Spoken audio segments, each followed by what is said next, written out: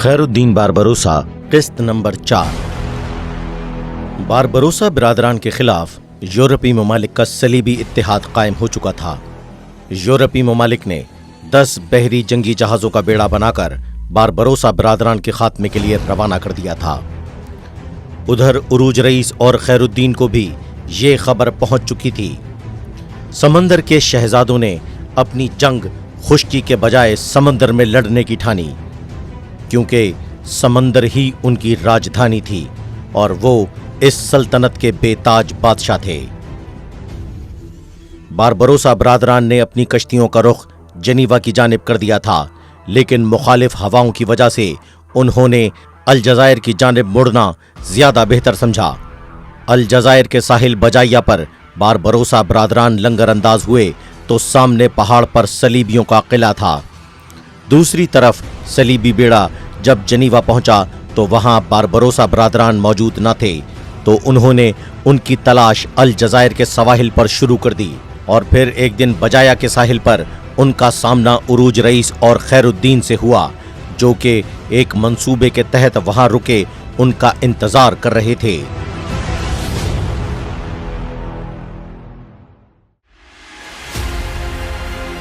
उरूज rice ने सलीबी बेड़े को देखते ही समंदर में कश्तियां उतार दीं। सलीबियों ने यह समझकर कि बारबरोसा बिरादरान डर कर भाग रहे हैं, तेजी के साथ उनका पीछा करना शुरू कर दिया, लेकिन उन्हें अंदाजा ही न था ये अल्लाह के शेरों का जाल था जिसको समंदर में बिछाया गया था। जब साहिल से काफी दूर गहरे समंदर में उरूज रईस की कश्तियां पहुंच गईं, तो पीछा करते सलीबी बेड़ों पर उरूज रईस पलटकर हमला करने को तैयार था। उरूज रईस दूर से सलीबी कश्तियों को आता देखकर सही वक्त पर हमला करने का इंतजार कर रहा था। उधर सलीबियों ने उरूज रईस को पलटकर हमला करते सामने तैयार पाया तो वो हवास बाख्ता हो गए। इससे पहले कि वो संभलते, उरूज रईस अपने भाई और जानिसारों के साथ दुश्मन पर झपट चुका था।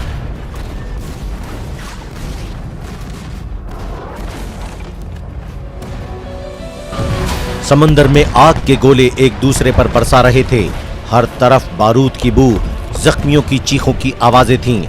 उरूज रईस की जंगी हिकमत अमली वाज़े थी और निशाना था वो बहरी जहाज जिससे कमांड की जा रही थी। उरूज रईस अपनी कश्ती उस जहाज के इतने करीब ले गया कि बाआसानी अपने जाबाज सिपाहियों के हमरा नारे तकबीर बुलंद करते हुए दुश्मन के जहाज पर उतरकर हमला कर दिया।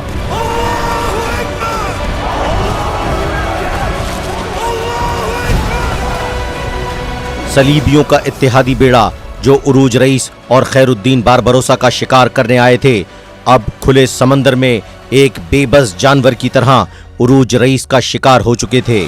जब सलीबियों ने अपने कमांडर को मौत के घाट उतरते देखा तो बाकी सलीबियों ने भागने में ही आफियत जानी और तेजी से वापस साहिल की तरफ पलटने लगे। लेकिन जब तक बारबरोसा बिरादरान सलीबियों के 3 जहाजों पर कब्जा कर चुके थे, उरूज रईस ने भागते हुए सलीबियों पर ताबड़तोड़ हमले शुरू कर दिए थे।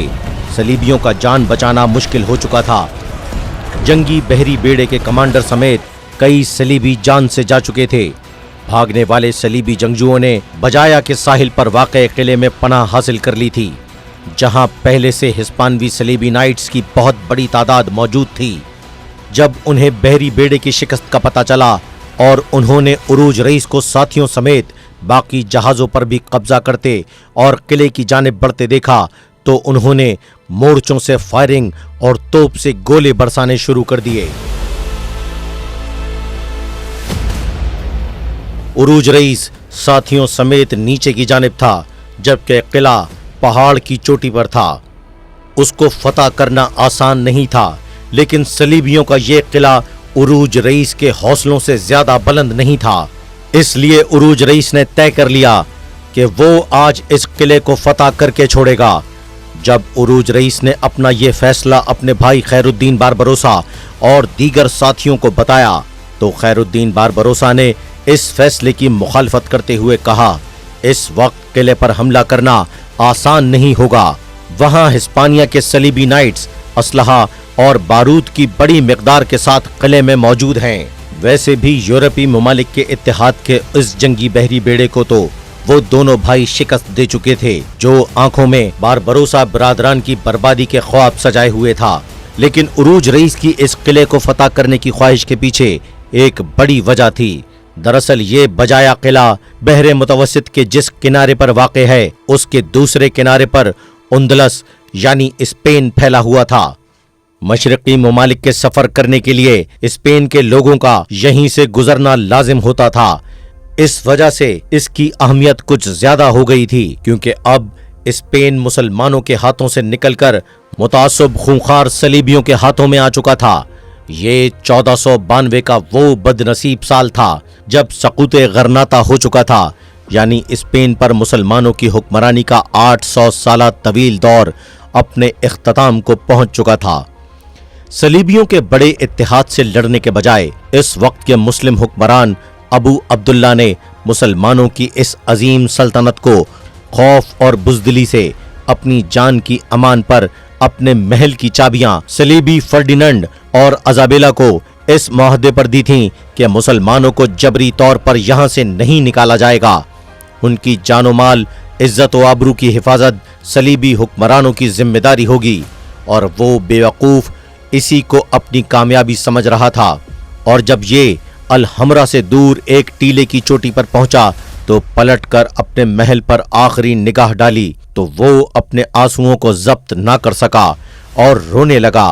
तो उस वक्त उसकी गमज़दा वालदा, जो अजीम मुजाहिद अबुल हसन की अहलिया थीं और अपने बेटे के ईसाइयों के साथ ताल्लुकात पर कुड़ती रहती थीं, और आज उसकी हिमाकतों और नाअहली की वजह से मुसलमानों से गरनाता जा चुका था। मलिका आयशा ने अपने बेटे अबू अब्दुल्ला को देखा और उसे तारीखी अल्फाज कहे, बेटा, जब तुम मर्दों की तरह मैदान जंग में कोई कारनामा ना दिखा सके तो बच्चों की तरह रोने से क्या फायदा। अबू अब्दुल्ला के हिस्पानिया जाने के बाद सलीबियों के लिए मुसलमानों से किया गया मुआहदे की हैसियत एक कागज के टुकड़े के सिवा कुछ न थी, और फिर ऐसा कुछ न हुआ जैसा तय पाया था। उंदलस की सल्तनत पाते ही दरिंदा सिफत वादा शिकन सलीबियों ने वही किया जो उनकी रिवायात थीं। हिस्पानिया की गलियां मुसलमानों की लाशों से भरी हुई थीं। मुसलमानों को जबरदस्ती ईसाई बनाया जा रहा था। मुसलमान खवातीन की इस्मत पर डाके डाले जा रहे थे। मुसलमानों की निगाहें तारिक बिन ज़ियाद की मुतलाशी थीं, जो अब तक हैं। हिस्पानिया के उरूज व ज़वाल की इस दर्दनाक दास्तान को इंशाअल्लाह द लॉस्ट मुस्लिम हिस्ट्री अपनी आने वाली वीडियोस में नाजरीन को दिखाएगा। स्पेन में होने वाली इस जुल्म व बर्बरियत की दास्तानें मुसलमानों तक भी पहुंच रही थीं, और इन सब बातों का इल्म उरूज रईस को भी था। इसीलिए इस किले को फतह करके वो उंदलस के ईसाइयों से नबरदाजमा हो सकता था। उरूज रईस और उसके भाई खैरुद्दीन ने साथियों के साथ किले पर भरपूर हमला कर दिया।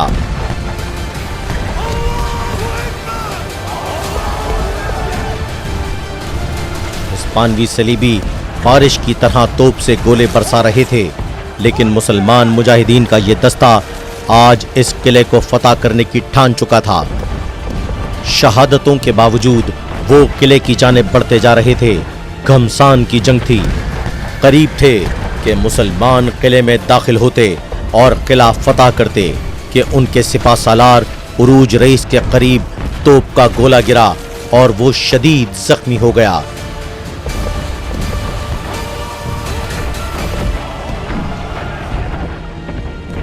इस सूरत हाल में मुसलमान घबरा गए।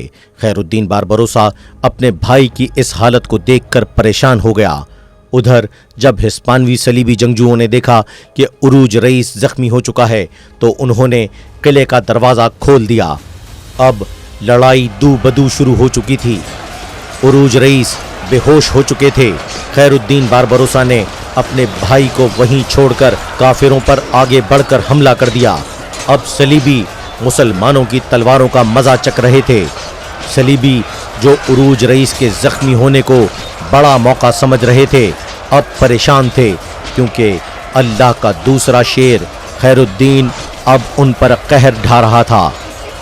सलीबी वापस किले में पलटने लगे اور مسلمان انہیں دھکیلتے ہوئے قلعے کے اندر تک پہنچ چکے تھے۔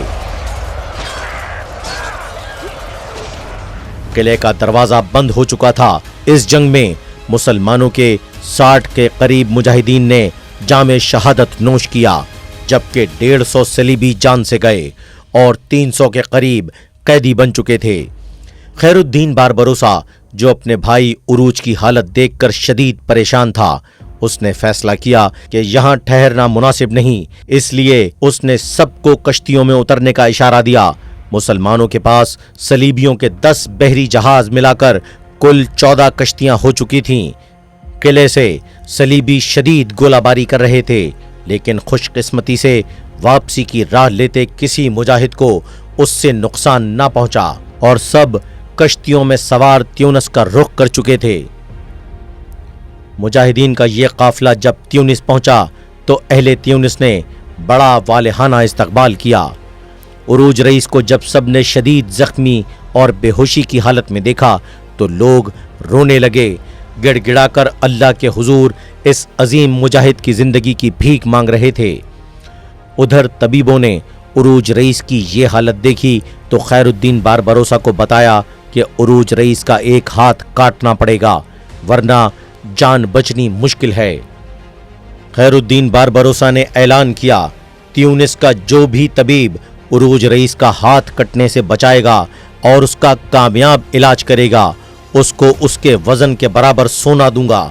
لیکن سبھی طبیبوں نے خیر الدین کو عروج رئیس کا ہاتھ کاٹنے کا مشورہ دیا اور کہا اگر زیادہ دیر کی تو جان بچانا بے حد مشکل ہو سکتا ہے۔ عروج رئیس نے دل پر پتھر رکھ کر اجازت دے دی۔ کئی دن کے علاج کے بعد عروج رئیس کی جان بچ گئی اور وہ ہوش میں آ گئے۔